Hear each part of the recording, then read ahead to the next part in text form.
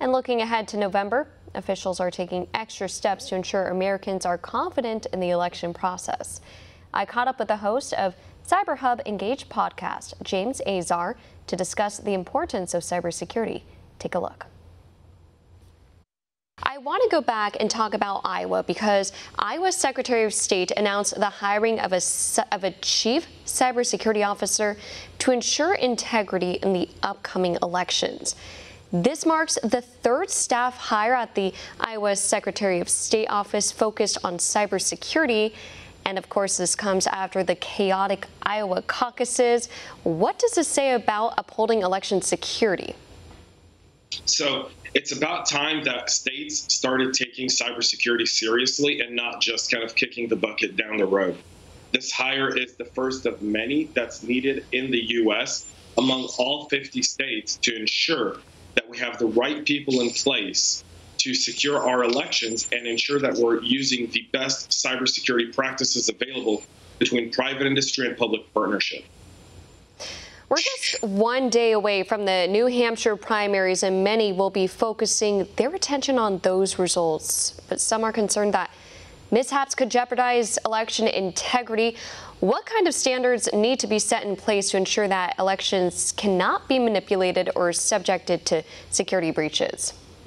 So it's very tough for a nation state to really target our elections, simply because while the Secretary of State monitors the elections, each county is independent in its choices of how they decide to do their own elections, meaning what type of equipment they use and what kind of standards they put in place. So the real aspect here is more around the aspect of misinformation through various methods that can really cause a threat in New Hampshire and going into the 2020 presidential election.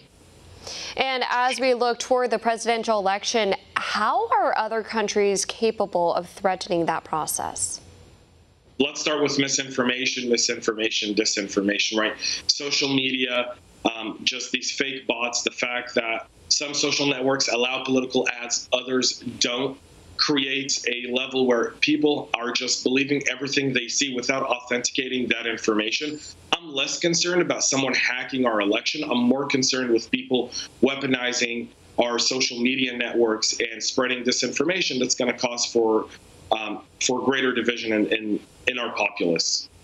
And we know that the CEOs of Facebook and Twitter, they've had different views about political ads and everything else that came with it. Now, let me ask you this. The watchdog agency, the Government Accountability Office, has reported that the DHS needs to publish 2 key election security plans for 2020 as the presidential primaries and caucuses are already underway. Now, the DHS plans on releasing those plans this Thursday. What are some of the issues we saw from the 2016 election that might be addressed in those plans?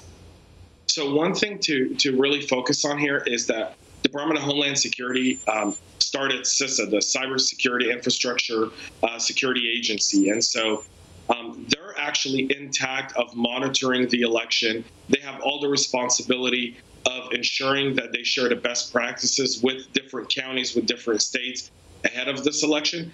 One of the aspects that we're going to continue to see is monitoring the different devices that could have outdated systems or outdated programs in it, so that they're going to be really practicing on ensuring that the devices are secure and that they're connected to secured networks and monitoring that ahead of time. One thing to point out, though, is that during the 2018 midterms, President Trump did launch a premeditated cybersecurity attack against the foreign nation-state actors at the time to ensure that no one was messing with our elections. And I anticipate that we might see something very similar in this year's presidential election as well. Want to see more videos like this? Click on the link below and subscribe to One America News on YouTube. And call your cable provider and kindly demand that One America News is added to your lineup. Call and subscribe today.